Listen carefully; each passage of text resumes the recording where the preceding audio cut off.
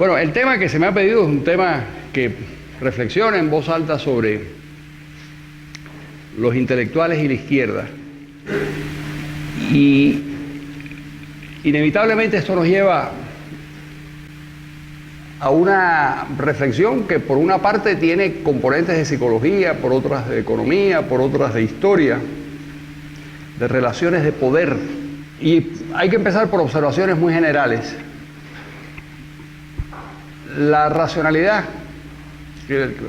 observaciones que vamos a dejar, que vamos a formular y dejarlas aparcadas hasta que volvamos a retomarlas. Hay un elemento en la racionalidad que consiste en que de forma inevitable siempre intentamos establecer relaciones de causalidad. Es decir, vemos un fenómeno y queremos averiguar por qué se produjo ese fenómeno. Y construimos explicaciones. Los seres humanos somos, como criaturas racionales, somos grandes constructores de explicaciones causales. Esto provocó tal cosa. En el camino pues surgieron las grandes religiones, las grandes explicaciones científicas, muchas de ellas al final pues fueron desmentidas por la realidad, pero durante mucho tiempo funcionaron como intérpretes de ese fenómeno que nosotros necesitábamos explicar. Bueno, la economía y los problemas sociales también están sujetos a ese mecanismo de la causalidad. Es decir, todos tenemos que preguntarnos por qué hay injusticias, por qué hay pobres, por qué hay ricos, por dónde está el origen de la legitimidad del poder. La racionalidad nos exige todo eso y nos exige precisamente establecer esa cadena de causalidades. Y ahí se inserta el rol de unas personas de muy difícil definición, a la que podemos llamar intelectuales, que son finalmente quienes en distintos ámbitos del quehacer intentan esas definiciones, intentan explicar la realidad.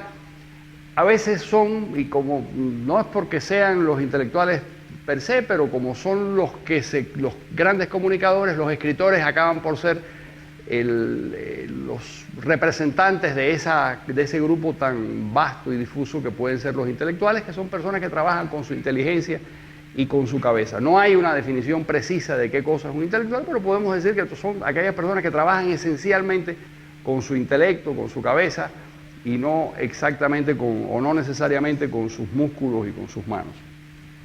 Luego, la definición de izquierda también es muy imprecisa.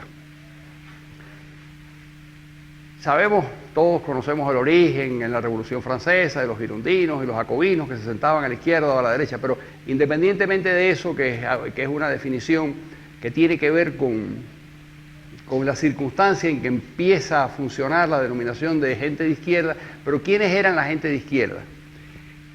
Era la gente, incluso en aquel momento de la Revolución Francesa y desde entonces, que en su estructura de valores colocaban cierta interpretación de lo que era justo y de la distribución de los bienes a la cabeza de su escala axiológica. Mientras los liberales podían colocar como su valor principal la libertad y la necesidad que tenemos los seres humanos de tomar nuestras propias decisiones, la izquierda, o esa izquierda que empieza a conformarse la Ilustración, precisamente esgrime como su gran argumento y como su elemento clave de definición la búsqueda de la justicia. Y si ustedes recuerdan, y la igualdad concebida como la ausencia de privilegios y el hecho de que todos tuvieran lo mismo, igualdad como sinónimo de igualitarismo. Y cuando algunos tenían más o menos que otros, era ya motivo de escándalo social. Así que eso, de alguna forma, es lo que pudiera definir a aquella izquierda.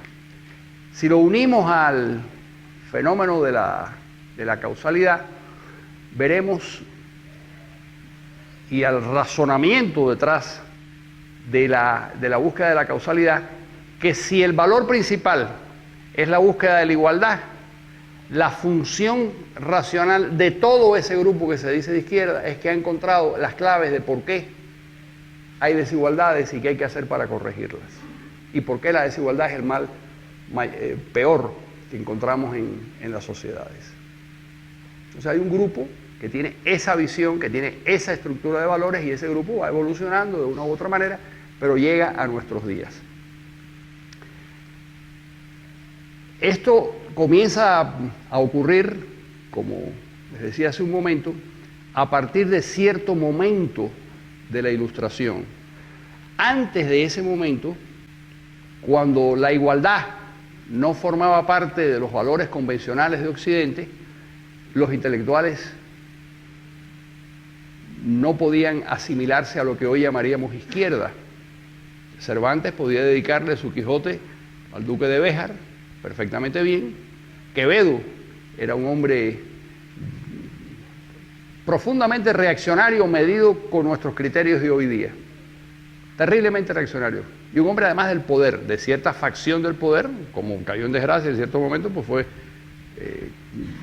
prácticamente crucificado por el poder. En fin, padeció bastante como consecuencia de que eligió mal el bando del poder, pero era un hombre del poder, porque hasta ese momento, hasta la aparición del fenómeno de la Ilustración y del cambio revolucionario y del fin del viejo régimen, una parte muy sustancial de los intelectuales vivían del mecenazgo de los poderosos, por una parte, y encontraban que su función era apoyar la monarquía, y era por Dios, por la patria y el rey. Ese era el lema. No era libertad, igualdad, fraternidad. Eso vino después. Empieza a cambiar la Ilustración con los críticos del poder, con la enciclopedia, con Voltaire, con todos aquellos representantes de la Ilustración en toda Europa. No solo en Francia fue el lugar emblemático, pero en Inglaterra especialmente, incluso hasta en España, donde hubo, y digo incluso porque fue donde la Ilustración en el mundo de Europa Occidental fue más débil, pero incluso hasta en España hubo críticos del poder. Pero no se constituye izquierda hasta bastante tiempo después. Otra etiqueta de la que se apodera la izquierda y que les funciona muy bien en el debate político, y se apoderan precisamente a partir de la Revolución Francesa, es de la idea de que ellos son los defensores del progreso. ¿Qué es progresar para ellos? Es el progreso técnico, el progreso científico, el que las masas tengan acceso a unos niveles de prosperidad mayores. ¿Por qué es una falsedad? Porque realmente, objetivamente, aunque ellos se llaman la izquierda progresista, defienden las sociedades que menos progresan, desde el punto de vista técnico, desde el punto de vista científico, desde el punto de vista de la creación de grandes clases medias. Eso ha ocurrido en sociedades precisamente que no han sido controladas por ese pensamiento igualitarista. En esas sociedades lo que nosotros vemos es la ausencia de progreso y la ausencia de desarrollo económico. Es pasmoso, por ejemplo, que en los 70 años de la Unión Soviética, con todo el potencial científico que hereda la Revolución Rusa en 1917, ya en Rusia había, en ese momento no era ese pobre país de campesinos, era un sitio en el que existían notables científicos y filósofos, sobre todo en San Petersburgo y en Moscú. Y sin embargo no consiguen un nivel de desarrollo científico y técnico comparable a Occidente en modo alguno, se quedan retrasados. Y los 40 años del socialismo o del comunismo en Europa del Este logra que la Alemania oriental, que son los mismos de Alemania occidental, que Hungría, que es un país también de gente muy talentosa, de Checoslovaquia, también se queden al margen de los grandes descubrimientos y al mismo tiempo no se generan grandes niveles, o al revés, los niveles de desarrollo son muy pobres. Por lo tanto, si hay algo que usurpa, si es verdad que defienden el igualitarismo y que pueden muy bien asumir esa etiqueta como propia. La que no deben asumir como propia es la defensa es decir, la calificación del grupo progresista. Es el grupo menos progresista que existe. Son los defensores de las sociedades que menos progresan. Otras señas de identidad muy frecuentes son, y esto, una parte es una mala lectura de la historia y otra parte es una mala lectura de la economía, el odio al mercado y una actitud muy rencorosa hacia los poderes dominantes, y como en el siglo XX el poder económico dominante ha sido los Estados Unidos, ha sido la gran potencia, sobre todo después de la Primera Guerra Mundial, pues el antiamericanismo es otra de las señas de identidad de esa izquierda. Y va conformando todo un arquetipo del intelectual de izquierda.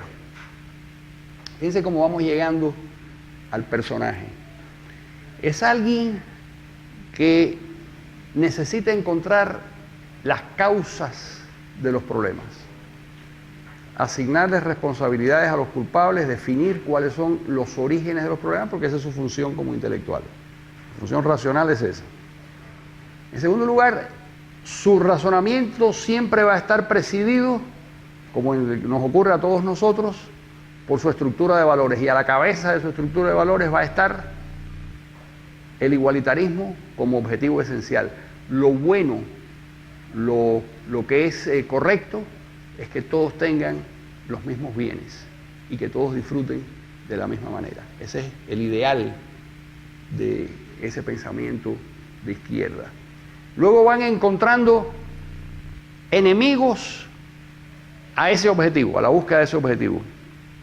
Un enemigo pudo ser Inglaterra en su momento, cuando era el poder imperial más importante. Francia en su momento también, sobre todo la Francia de la restauración del imperio a mediados del siglo XIX. Y luego, a partir de ahí, que fue un gran enemigo de las izquierdas intelectuales en la Europa de su tiempo. Y luego, los Estados Unidos, cuando los Estados Unidos emerge como el gran poder económico y político y científico, que empieza a sacar la cabeza de una manera muy notable con la guerra de 1898 con España, se apodera de todas las colonias españolas en el Pacífico, y luego, y de una manera muy clara, después de la Primera Guerra Mundial, cuando ya Estados Unidos es el gran poder económico y político y militar en el mundo. Y entonces ese es el enemigo. ¿Por qué? Porque ese es el enemigo de un cierto orden que a ellos les parece justo y que a ellos les parece el conveniente. El otro elemento que de alguna manera imanta, recibe todo el odio de esa izquierda intelectual, es el mercado. La posibilidad de que las personas decidan libremente qué es lo que les conviene. ¿Por qué?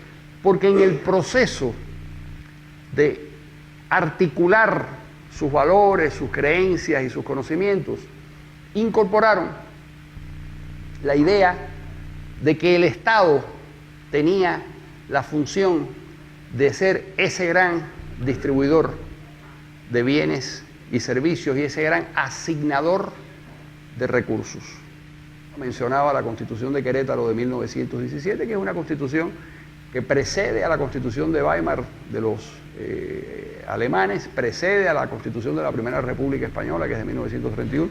Son las constituciones que de alguna manera fueron conformando nuestra visión de la función del Estado. Y ya está clarísimo en esa Constitución mexicana de 1917, ya aparece de una manera clarísima la función del Estado. El Estado tiene que lograr la felicidad de las personas. Yo creo que, no me acuerdo si es el artículo 8, el artículo 9 de esa Constitución, los jóvenes abogados mexicanos la conocerán mucho mejor que yo, pero creo que en el artículo 8 o 9 insinúan, no lo dicen de una manera clara porque sería demencial, pero insinúan algo así como la responsabilidad del Estado sobre la estabilidad emocional de las personas. Una cosa así como, ya ser neurótico era casi delinquir, porque el Estado tenía la responsabilidad de nuestra felicidad en todos los ámbitos, incluso en el ámbito de la intimidad y en el ámbito de nuestra estabilidad emocional y mental. Pero como eso se fue desarrollando un constitucionalismo que nos sirve para entender más que el resultado final de esas constituciones, lo que podemos deducir de ese fenómeno del constitucionalismo latinoamericano es la percepción que tenía la izquierda revolucionaria en cada uno de nuestros países. En la Constitución de Querétaro de 1916 está clarísimo, el Estado es el que nos va a traer esa responsabilidad. Los intelectuales la apoyaban, los intelectuales eran revolucionarios. El Estado nos va a hacer feliz, no es una responsabilidad nuestra. ¿De dónde viene todo esto? Bueno, históricamente, además de esta narración que les vengo haciendo, históricamente eso tiene viejísimo componente en nuestra civilización. Nosotros nos vamos a la cultura grecolatina, lo primero que nos encontramos es los 7 sabios de Grecia, que eran quienes con sus aforismos y sus comentarios y sus frases determinaban qué era lo que podía hacer felices a las personas y lo que podía de alguna manera beneficiar a la sociedad. Siempre lo hemos visto 1000 veces en los libros de historia, uno de los 7 sabios, Tales de Mileto, que había, porque eran además recetas hasta de carácter psicológico. En el oráculo de Delfos aparecía la inscripción de conócete a ti mismo como la primera receta, la más importante para poder encontrar un grado de felicidad y de adecuación a la realidad y a la vida. Pero esa fascinación con el que sabe ha existido siempre en Occidente y tiene explicaciones, es lógico. Es lógico que la sociedad se fascine con el que sabe. Durante mucho tiempo, como el orden, en el mundo occidental, el orden estaba establecido de una forma en donde la función del intelectual no era oponerse a ese orden, sino comentarlo, apoyarlo, pues no hubo un rol importante desde el punto de vista de la oposición al poder hasta que se llegó, como les decía hace un rato, hasta que llegó la Ilustración. Pero nosotros encontramos en los griegos, en las tragedias griegas, encontramos, por ejemplo, la reflexión sobre la libertad, la reflexión sobre el poder, críticas a distintos aspectos de la sociedad. Y los griegos, y siempre me encanta referirme a los griegos y a los romanos, porque ahí está el corazón de nuestra civilización, y sigue estándolo después de tantos siglos. En las grandes competencias de teatro que existían, en donde el pueblo iba con sus aplausos, todos los varones iban a aplaudir a los trágicos y a decidir cuál era la cabeza intelectual más importante, pues en esas competencias era donde se establecía quién era el intelectual de más peso. Y entonces podíamos encontrar en un momento dado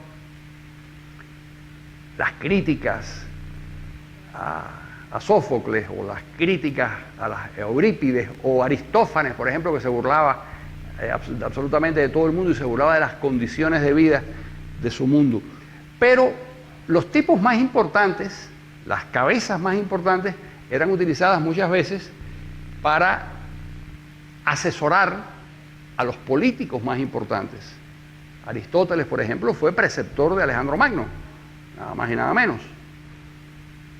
¿Por qué el hombre más importante que ha dado Occidente, que gravitó sobre el pensamiento occidental y sigue gravitando hasta nuestros días? Seguimos viendo muchas cosas con los ojos que Aristóteles nos prestó hace 2500 años. ¿Por qué aquel hombre se convirtió en el asesor de Alejandro Magno? Precisamente porque había una especie de respeto, de fascinación por la inteligencia o por la inteligencia, para utilizar la expresión mucho más reciente.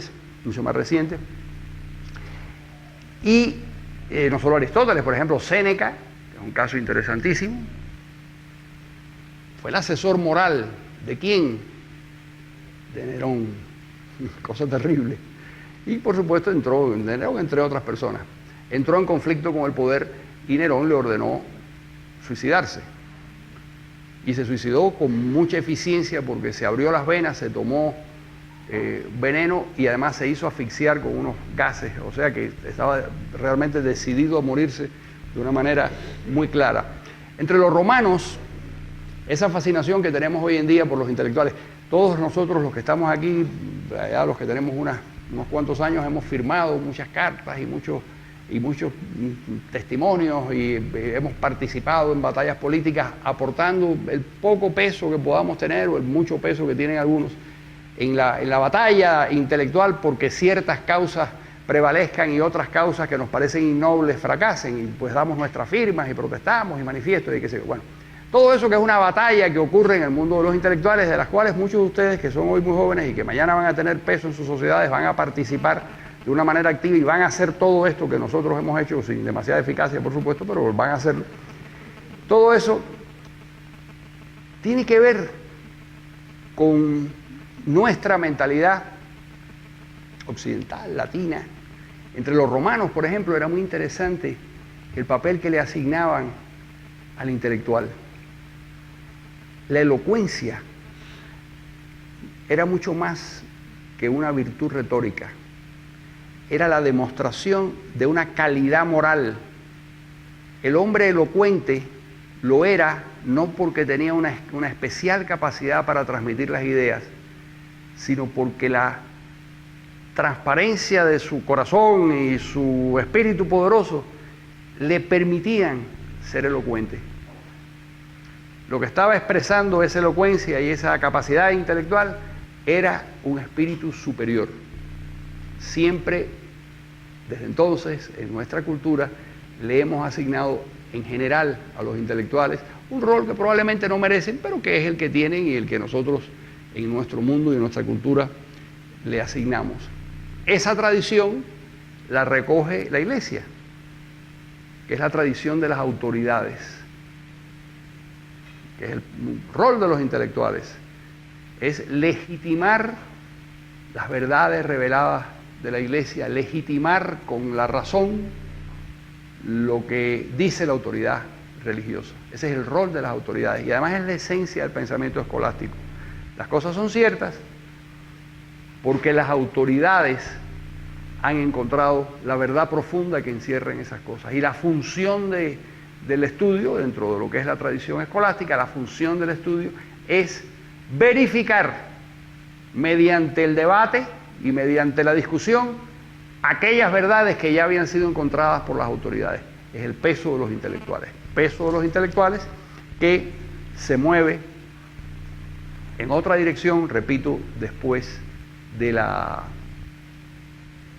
aparición del fenómeno de la Ilustración, de la Revolución Francesa, de la enciclopedia, de todo ese extraordinario universo del siglo XVIII, del cual seguimos viviendo en nuestros días.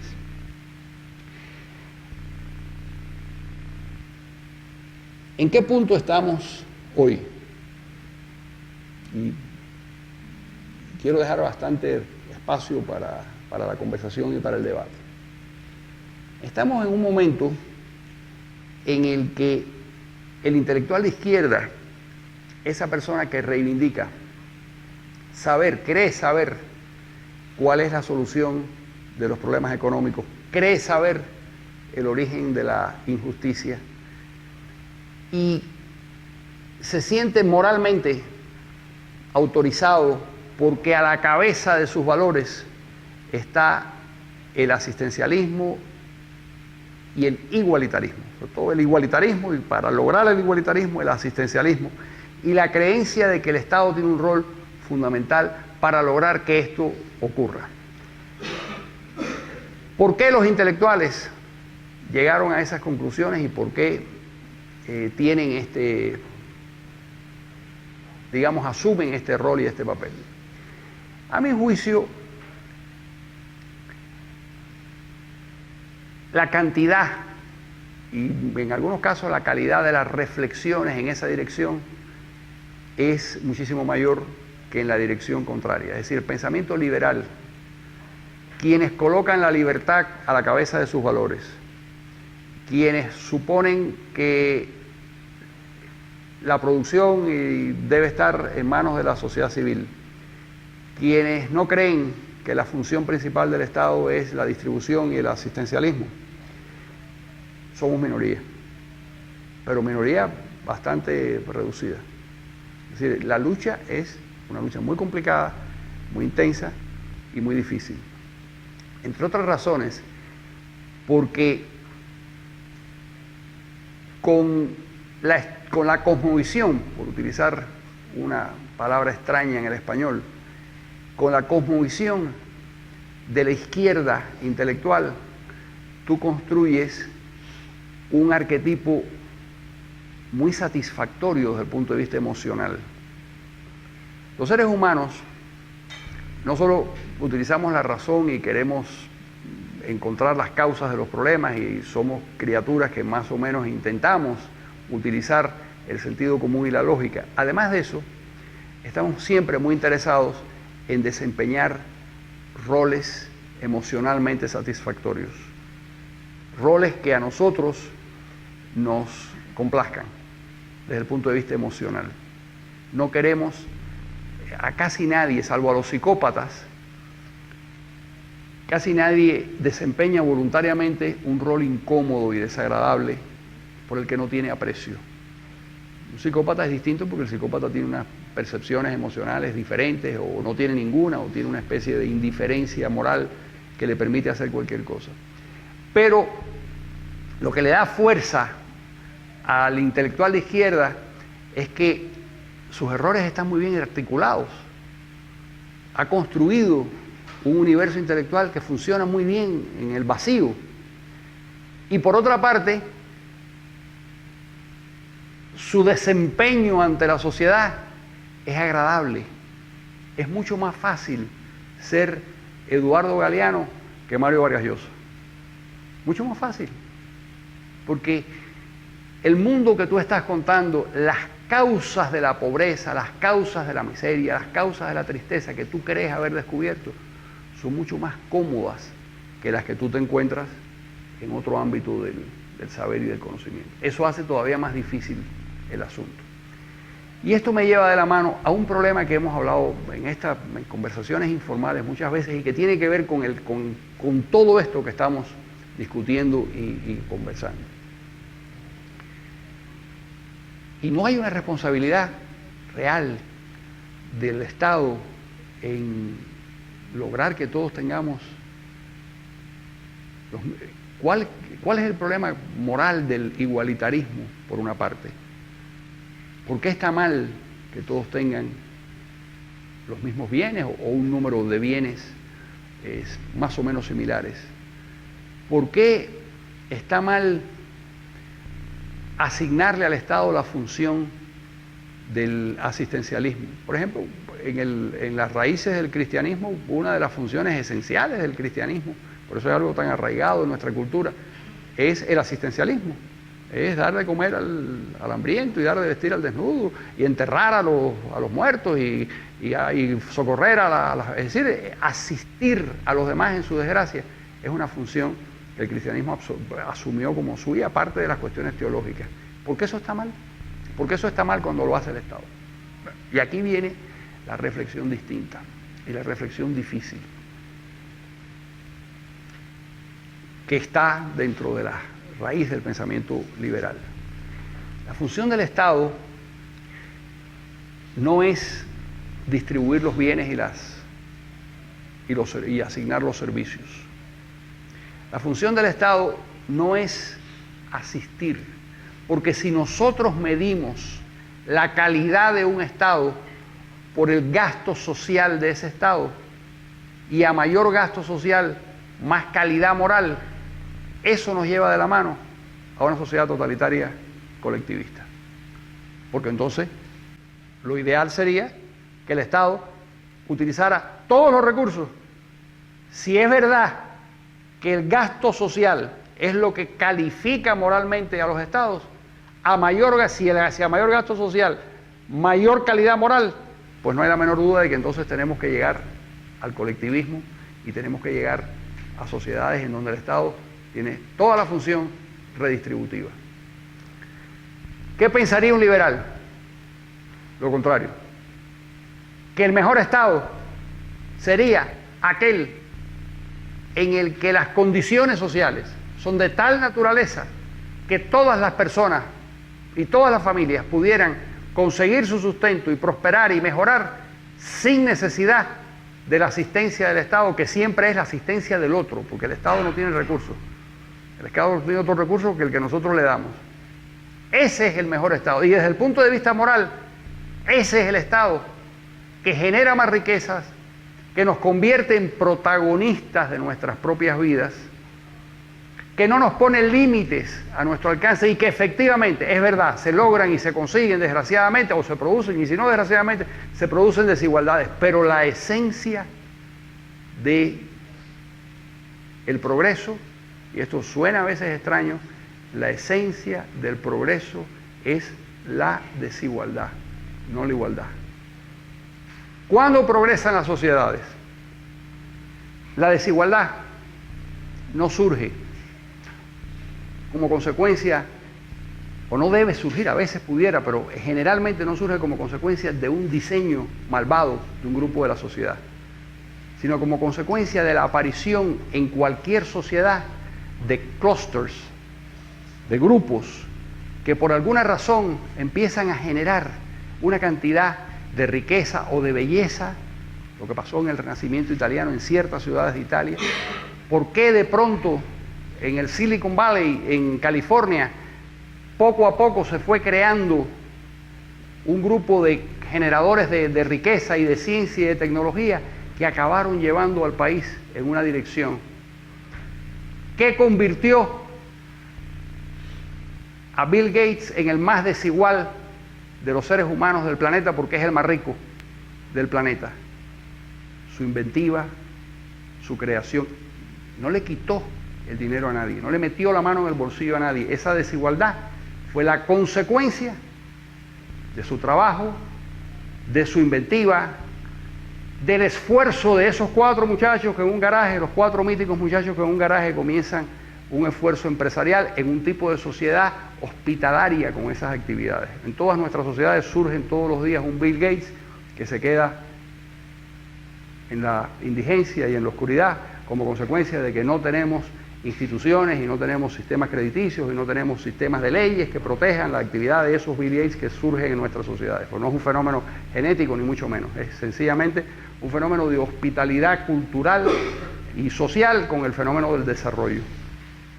Pero eso genera siempre desigualdades, solo que esas desigualdades son las que tiran del carro de todo del conjunto de la sociedad. En una sociedad en donde todos tienen lo mismo y donde todos deben tener lo mismo, lo que sucede es que desaparece el progreso, y desaparece el genio, y desaparece la inventiva.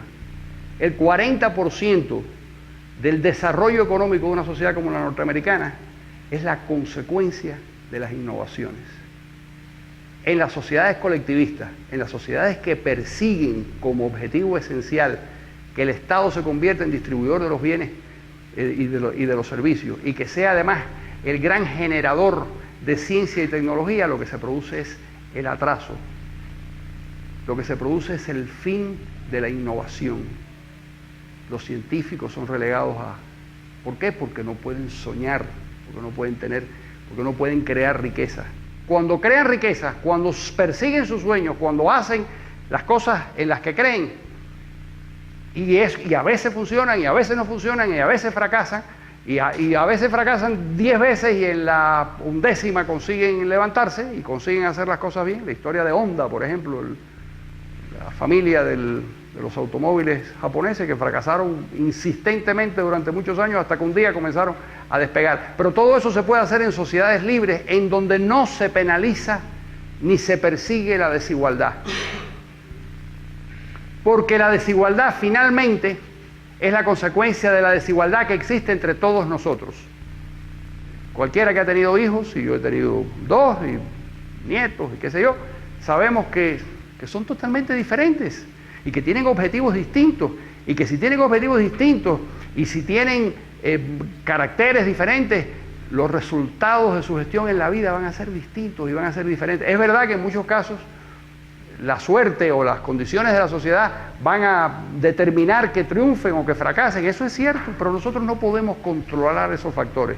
Y si tratamos de controlar esos factores y si intentamos artificialmente establecer el régimen de la justicia, llegaremos a la peor de las injusticias. Ejemplo muy concreto: México. El ingreso per cápita de los ciudadanos de la capital es muchísimo más alto que el ingreso per cápita de los ciudadanos de Chiapas. Ahí hay, visto con la pupila rencorosa del igualitarista, ahí hay una injusticia que hay que corregir. Entonces vamos a transferir los recursos de Ciudad México hacia Chiapas. Y que cada uno de los mexicanos de la capital digan, señores, como nosotros ganamos 3 veces lo que ganan los habitantes de Chiapas, vamos a meternos la mano en el bolsillo y vamos a subsidiar para que tengan lo mismo que tenemos nosotros. ¿Por qué? Porque ellos tuvieron la desgracia de nacer en un sitio en donde las condiciones para la creación de riqueza no son las de Ciudad México. Sí, es verdad, son víctimas de una circunstancia que no pudieron controlar. El mundo es desigual, las personas son desiguales, los grupos humanos, las regiones, todo eso produce desigualdad. Si artificialmente aparece un grupo que se decide a corregir todas esas desigualdades, vamos a llegar a la locura de asignarles a 4 o a 400 o a 4.000 funcionarios y comisarios la responsabilidad de jugar a Dios y de hacer lo que no ha hecho el mercado y de hacer lo que no ha hecho la historia.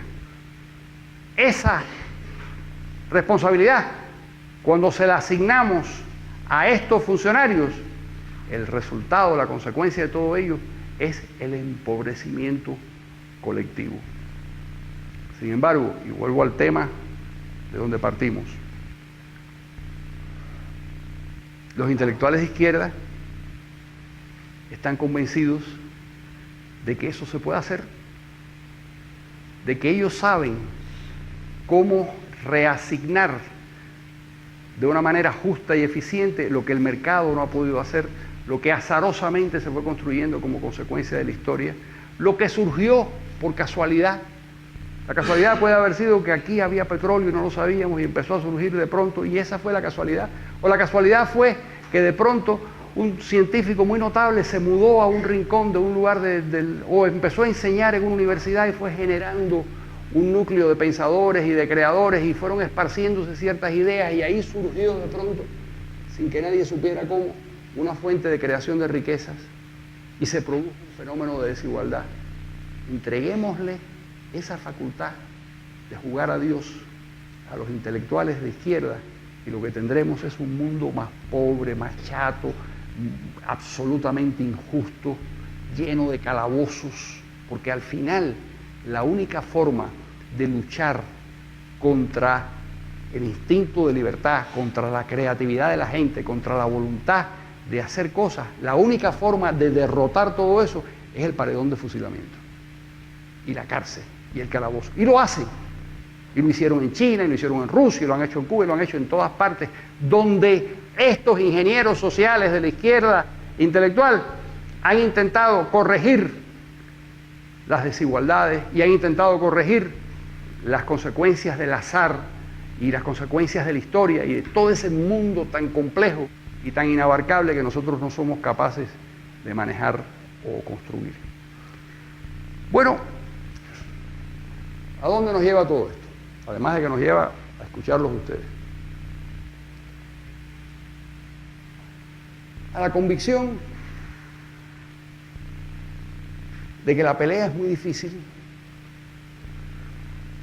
de que esgrimir el valor libertad frente al valor igualitarismo es una pelea, ahí sí, desigual, porque las personas, muchas personas tienen muchas necesidades y no quieren razonamientos elocuentes o ni siquiera ciertos, sino una respuesta inmediata a sus carencias, y esa respuesta inmediata a sus carencias probablemente, lejos de resolver el problema, lo que hacen es perpetuarlo. Así que eso hay que asumirlo como una verdad. Recordaba hace poco un artículo que salió en el New York Times, muy largo. Fue una investigación, una encuesta que se hizo en los Estados Unidos, en las elecciones estas no, sino en las anteriores, sobre la ideología de los profesores universitarios norteamericanos. Y realmente la relación era tremenda. 30-1 en las facultades de sociología o antropología o humanidades o ciencias sociales, 30-1 quienes colocaban el valor justicia, igualitarismo y el rol del Estado frente a quienes defendían la libertad y el individuo. 30-1. Eso variaba en otras facultades. Recuerdo como un dato interesante que las facultades donde había gente que estaba más cercana a nuestro pensamiento eran la gente más aburrida, los tipos que estudiaban odontología, por ejemplo. ¿Por qué los dentistas? Quizás porque están más cerca del dolor humano, conocen de alguna manera ciertas cosas de la naturaleza humana que no conocen los otros tipos. Los ingenieros, en general, tenían también los pies más, a mi juicio, puestos en la tierra. Pero la conclusión final de todo esto es que la inteligencia, sí, es de izquierda. El rol que creen desempeñar es mucho más vistoso, sí, es verdad. Desde el punto de vista de las gratificaciones sociales es mucho mejor jugar el papel de intelectual de izquierda que generosamente reparte los bienes de todos los demás, que el rol nuestro de defensa de la propiedad, del derecho a la desigualdad, del rol del Estado concretado otras cosas. Todo eso es cierto, pero no nos queda más remedio que seguir peleando con estas ideas tan incómodas, porque resulta que son ciertas. Pregúntenme ustedes.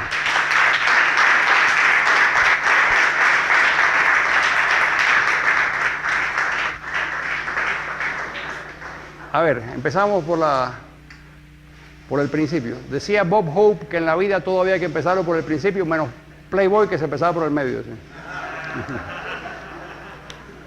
Javier Paz, de Bolivia. García Márquez tiene un libro que se llama, es un libro cortito, de paso por los países socialistas, donde él hace una descripción bastante objetiva y bastante crítica de la situación en la que él ve, ¿no?, en esos países. Entonces, cuando lo leí ese libro, uno se pregunta, bueno, ¿y qué hace este tipo siendo amigo de Fidel? Acá, y va a Cuba y seguramente ve cómo está la situación. Mi pregunta es, ¿no hay cierta hipocresía en estos intelectuales de izquierda? Y segunda pregunta, ¿cuál es su argumento en el debate? ¿Cómo quedan en el debate intelectual? No en la propaganda ni en el discurso, sino en el debate intelectual serio contra una persona, contra usted. ¿Cuál es el argumento que esgrimen para defender sus puntos de vista? Gracias. Bueno, en el caso de García Márquez, ese viaje lo hizo con un gran amigo mío, con Plinio Puleyo Mendoza. Y yo conozco los detalles de ese viaje y el horror que él descubrió en la década de los 50 de lo que era el mundo comunista.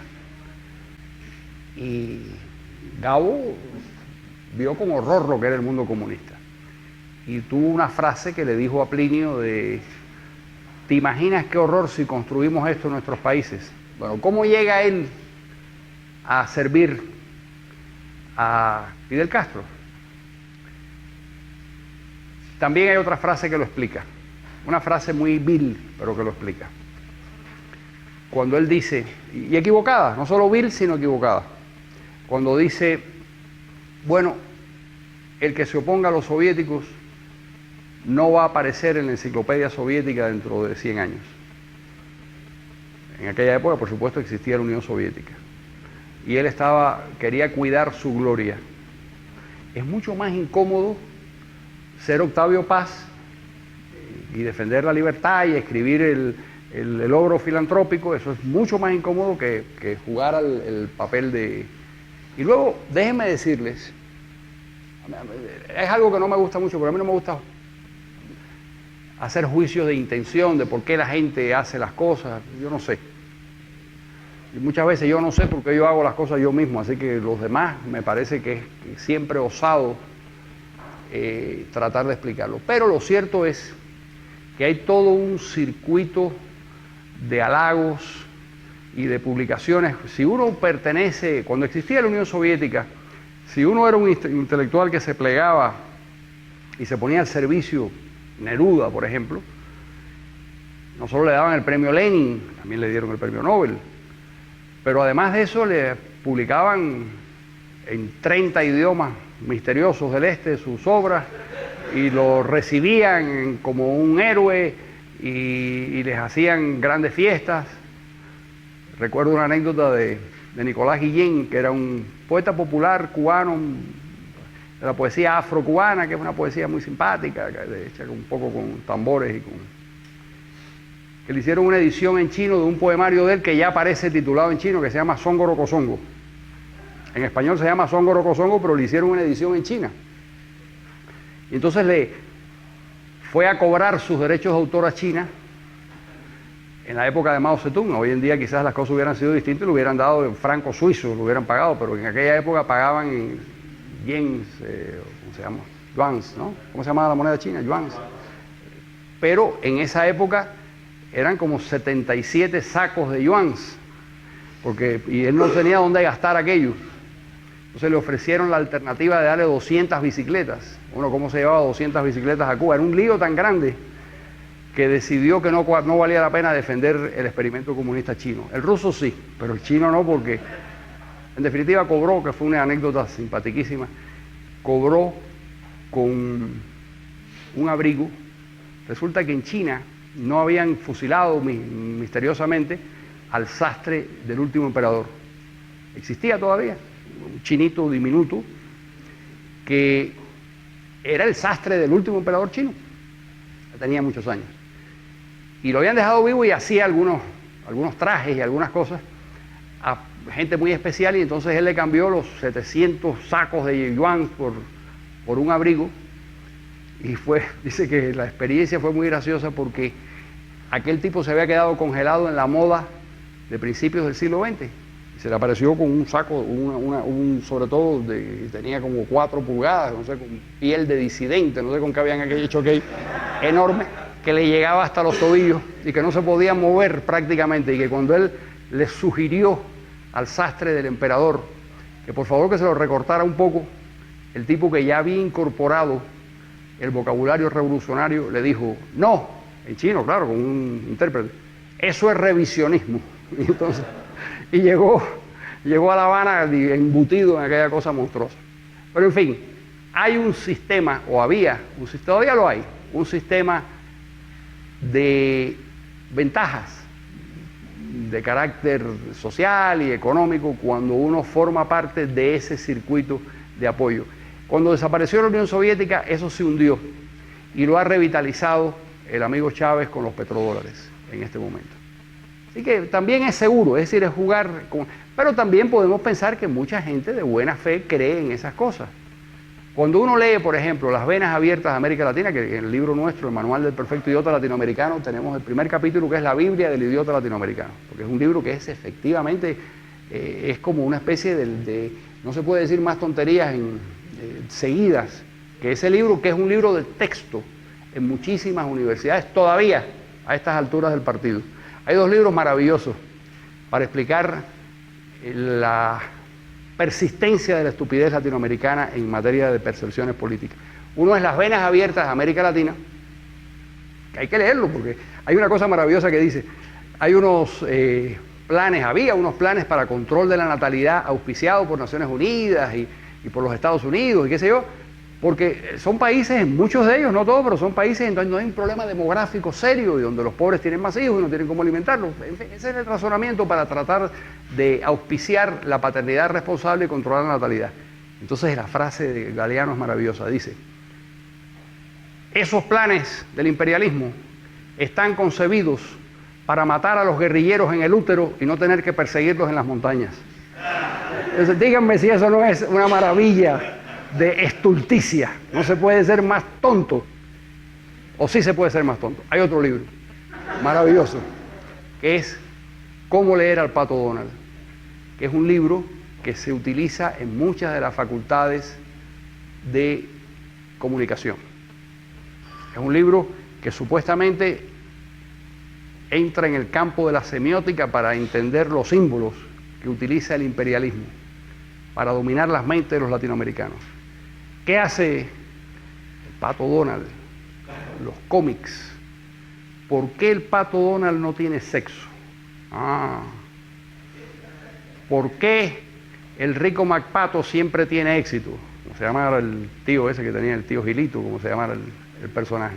Entonces, a través de una interpretación absolutamente malvada y loca de los cómics, llegan a la conclusión de que todo esto es un plan siniestro del imperialismo para controlar a los niños desde la infancia y convertirlos a la religión del egoísmo. Díganme si eso no es una maravilla, para llevarlos no a la cárcel, porque uno no cree en eso, uno siempre es una persona tolerante, pero por lo menos al psiquiatra. Uno puede hacer que... Bueno, a ver, primero tú y después... Buenas, Alfonso de Paraguay. Tengo la impresión yo que a los liberales se nos hace difícil todo nuestro rollo porque tenemos que explicar mucho y apelamos a la racionalidad del individuo, y creo que los socialistas apelan más al sentimentalismo del individuo. No sé si estoy equivocado, o sea, quería saber qué usted... No, yo creo que hay algo de cierto en eso, y creo que los argumentos emocionales suelen ser más eficaces. A veces ni siquiera los argumentos, sino los símbolos. Es tremendo lo que mueve a la gente. Yo recuerdo cuando Carlos Andrés Pérez era candidato a presidente, que descubrieron los asesores de campaña que mejor que sus argumentos en campaña era que moviera los brazos en aspas.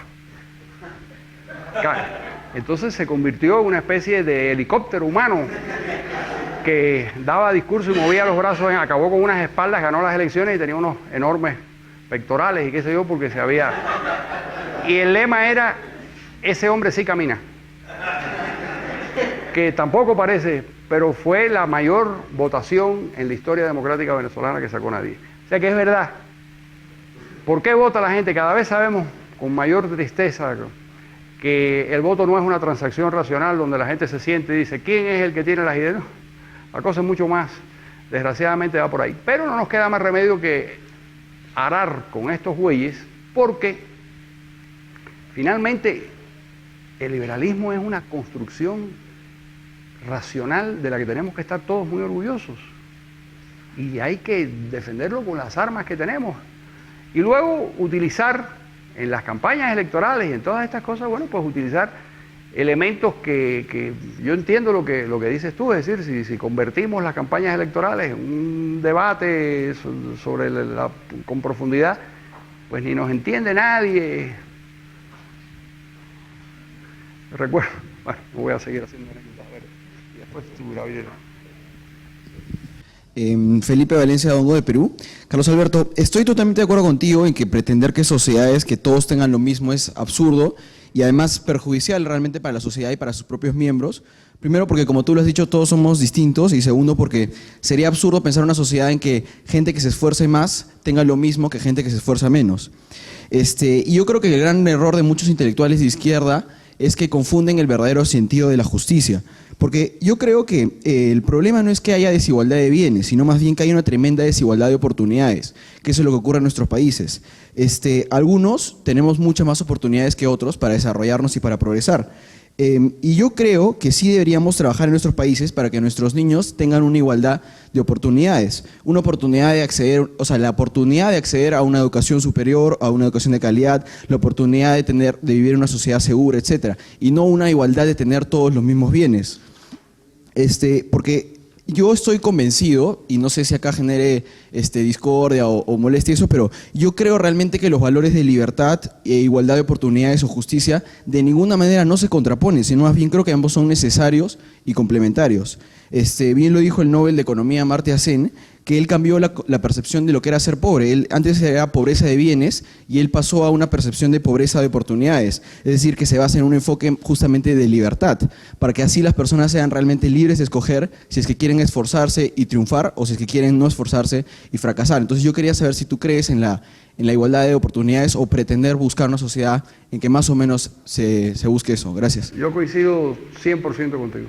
Yo creo que si hay una función que el Estado tiene que tener y que todos podemos decidir darle al Estado, porque eso que el Estado no decide por nosotros le damos al Estado la función de hacer ciertas cosas. Y esa función es crear las condiciones para que todos puedan competir, porque estoy de acuerdo contigo en que un problema gravísimo de nuestras sociedades es que hay grandes grupos que son de alguna manera marginados artificialmente por el Estado, por la rosca que se produce en la complicidad innoble entre grupos económicos de poder y factores políticos, y todo eso hay que romperlo. Hablaba el otro día de las sociedades de acceso abierto, que son esas que dices tú, y que hay que poner el acento en, efectivamente, yo no sé si la educación universitaria superior, pero por lo menos la más importante es la educación de formación. Todos los que llevamos muchos años en el mundo de la pedagogía, de alguna manera sabemos que el periodo más importante en la formación de una persona es la infancia y la adolescencia. Si nosotros logramos tener una gran educación en la infancia y en la adolescencia, lo probable es que la persona sí busque la buena educación superior por sus condiciones. Además, si nosotros les decimos que son menores de edad y que están bajo la tutela de sus padres y de alguna manera con una responsabilidad común de la sociedad, pues está muy bien que la sociedad le consiga a esos niños la posibilidad de competir, porque es verdad que un niño tuberculoso que está en un sitio en donde no hay ni siquiera escuelas, que decirle, oiga, usted compite en la vida, pero ¿compite con qué? ¿Cómo voy a competir? Yo entiendo todo eso y estoy de acuerdo con Armando. Perdón que... Yo no creo que haya igualdad de oportunidades ni la puede haber. Yo creo que las oportunidades no se encuentran, se las hace uno a sí mismo. Bueno, ese es un... Y tengo muchos argumentos, pero no los voy a dar ahora. A ver, Gabriela. Yo no sé si esto sea solo un fenómeno de Ecuador, pero quería preguntarle, ¿usted sabe algo de la historia de la Flaxo? Porque hay esta universidad que también la hay en otros países. En Ecuador se conoce popularmente, no solo entre los liberales, como la fábrica de socialistas. Y en el gobierno de Correa gran parte de los ministros y todos vienen de la Flaxo. Y en los papers de la Flaxo son de los más influyentes, tienen una influencia tremenda en la opinión pública de Ecuador.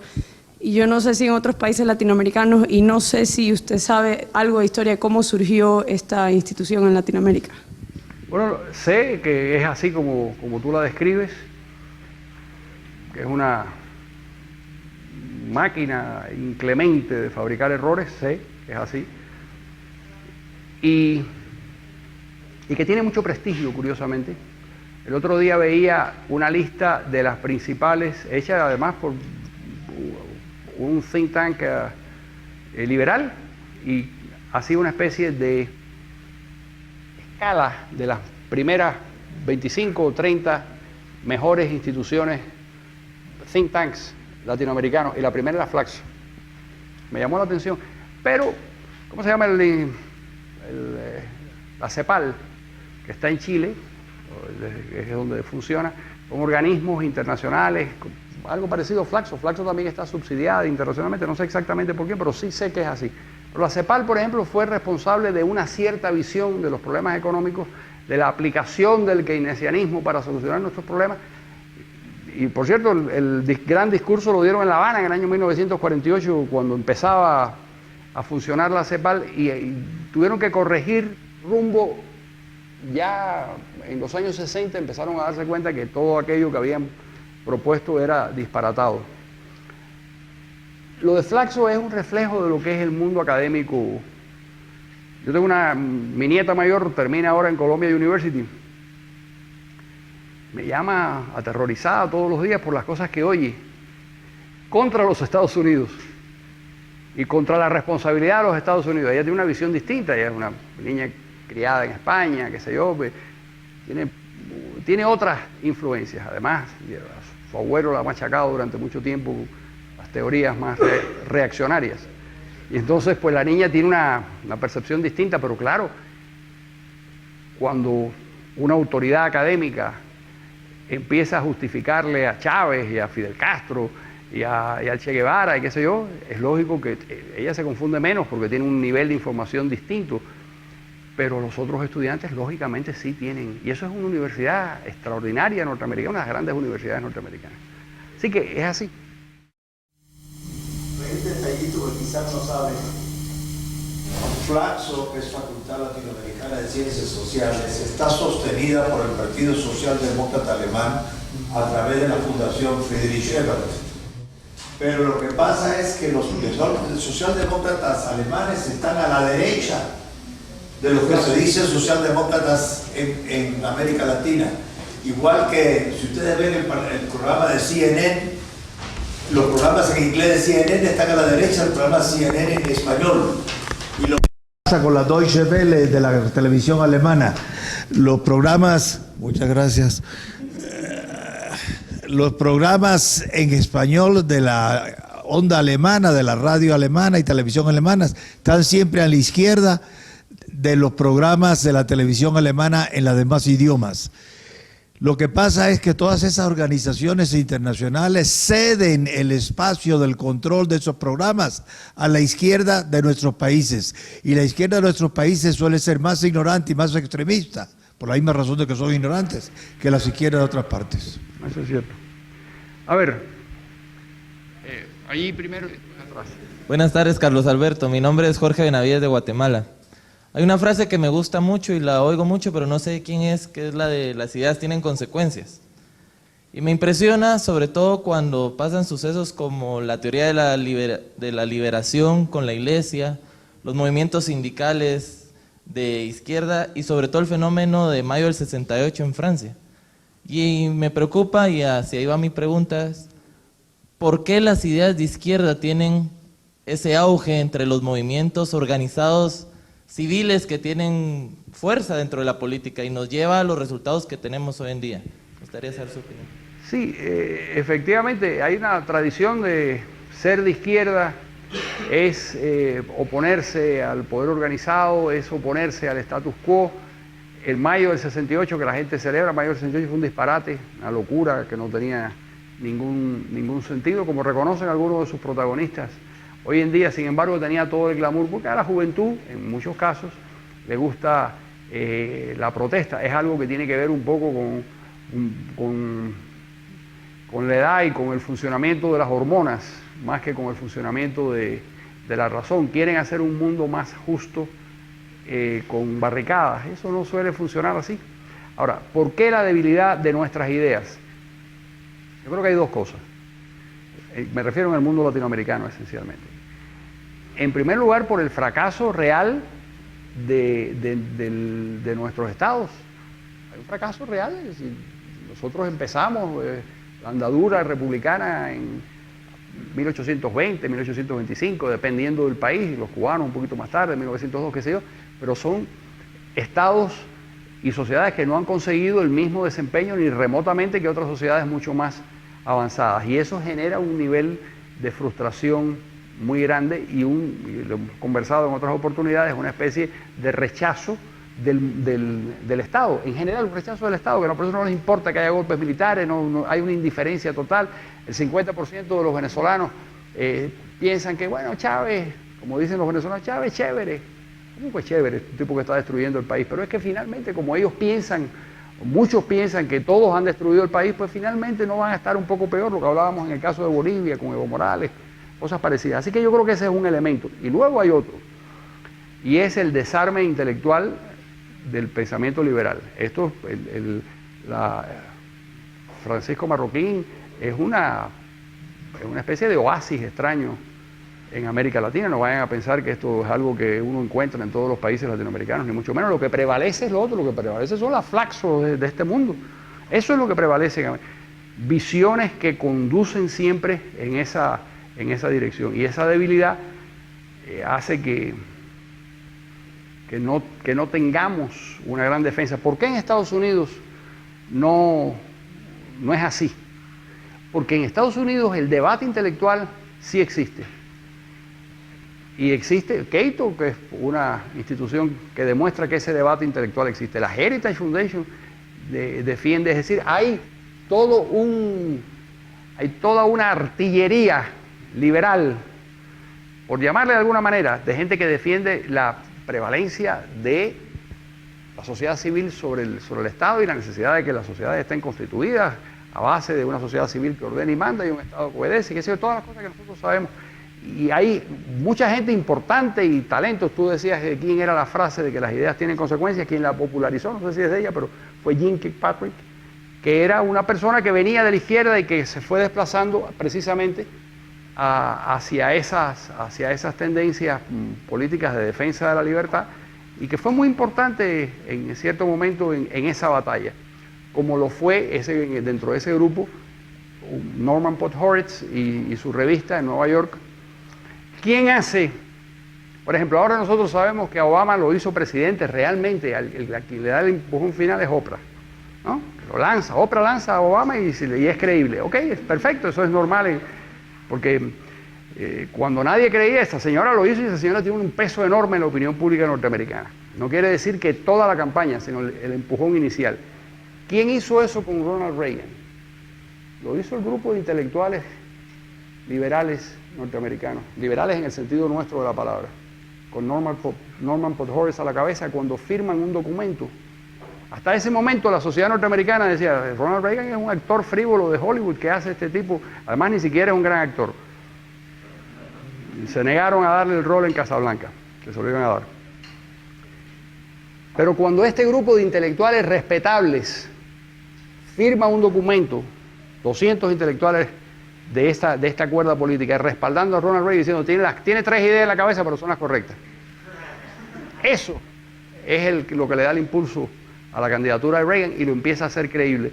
Pero son países en donde existe una inteligencia liberal, en el sentido nuestro de la palabra, capaz de defender las ideas. En el mundo nuestro estamos prácticamente desarmados, salimos a pelear con una caja de fósforo en la mano. Hacia atrás, a ver. Sí, bueno, mire, yo creo que si nos ponemos a analizar la situación latinoamericana, uno ve todo el talento humano y todas las oportunidades y todo el conocimiento que personas y jóvenes como nosotros tienen. Entonces, ¿por qué América Latina sigue teñida de rojo? ¿Por qué seguimos con líderes populistas y por qué seguimos con políticas públicas tan malas? Yo creo que una de las principales causas es el mercadeo político que tanto nos falta. El mercadeo político. O sea, una carencia de nosotros es como llegarle al individuo. Ese caso de Oprah con Obama, ese caso de YouTube y de Britney Spears y de Daddy Yankee, o sea, ahí está. El problema principal en esta sociedad es la información. Y si nosotros hallamos una manera de distribuir una información válida, podríamos llegar mucho más lejos.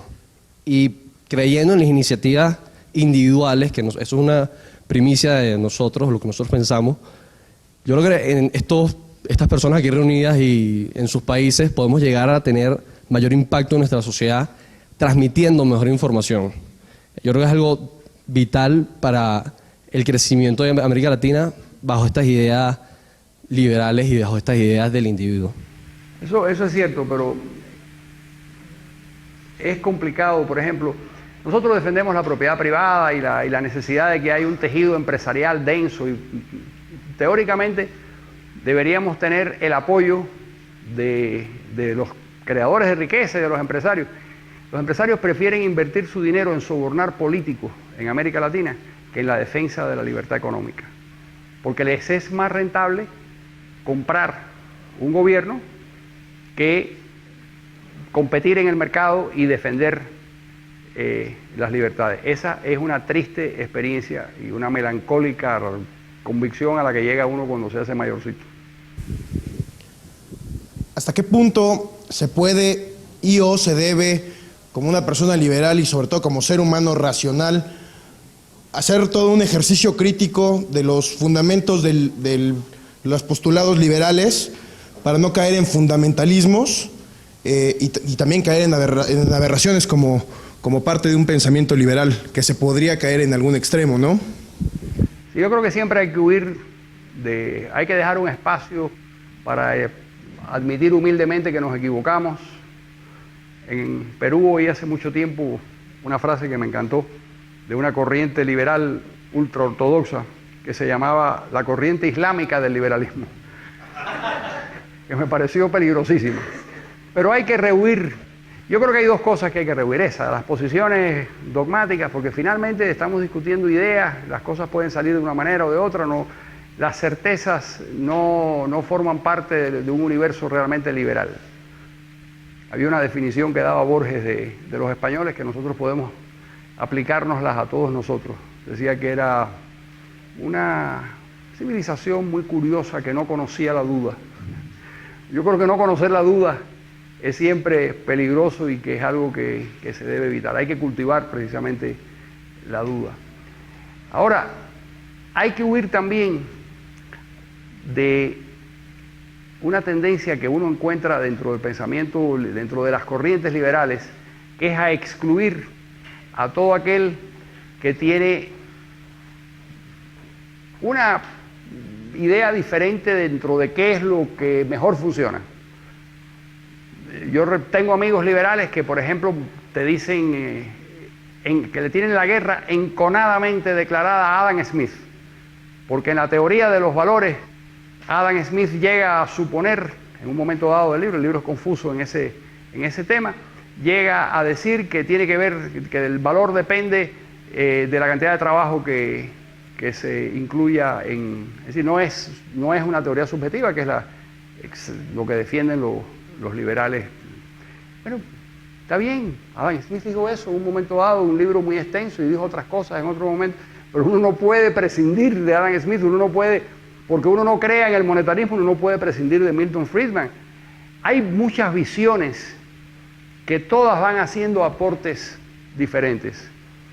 Los que piensan, como Douglas North y los institucionalistas, que piensan que el desarrollo es la consecuencia de la existencia de instituciones, bueno, tomémoslo en serio, es un elemento. Hay otros que piensan que no, que la teoría monetarista es la que explica el éxito o el fracaso. No, para utilizar una mala traducción, no hay una bala de plata para matar al enemigo. Esto es, y el debate es muy intenso, pero hay que, y sobre todo los que hagan carrera política y los que tengan interés en la política, no sean excluyentes.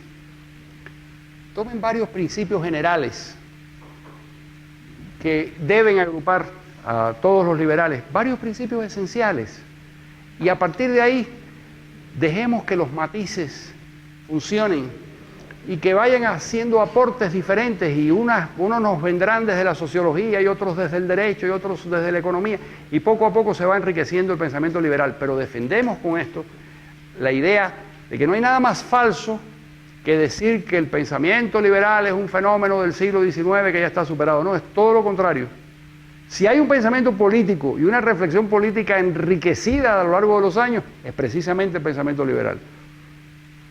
Hoy Krause hablaba de Mises y hablaba de Hayek, y podía hablar de todos los pensadores importantes y los premios Nobel que han ido surgiendo hasta el otro día dentro del pensamiento liberal. Son diversos matices, no excluyamos y no nos convirtamos en gente exclusivista, que el que no piensa exactamente como yo hay que fusilarlo al amanecer, porque eso no funciona. Bueno, buenas tardes, Luis Miguel Cordobés. Bueno, yo quiero hacer dos acotaciones aquí. Uno, no estoy de acuerdo en el tema de las oportunidades que se topó un momento, ya que en el caso del mismo Perú tuvieron un presidente que básicamente carecía de cualquier tipo de oportunidad, como era Toledo. Yo creo que no podemos dar ese espacio a las personas, porque enseguida pueden venir a recalcarnos que debemos garantizar las oportunidades para que ellos surjan. Hay muchos casos, pueden ser excepciones, pero yo he conocido en Ecuador bastantes casos con casi ningún tipo de educación que han logrado un gran éxito comercial, por lo menos, ¿no? Entonces, hay dos cosas: las oportunidades se las buscan y otras se las encuentran. Hay gente que tiene mucha capacidad, tanto intelectual como económica, que ven pasar oportunidades por sus narices y no se dan cuenta. Y hay aquellos que no tuvieron la misma oportunidad y la saben reconocer. Eso como un punto. El otro tema que quería mencionar es que una gran diferencia entre los líderes o voceros, por lo menos de izquierda y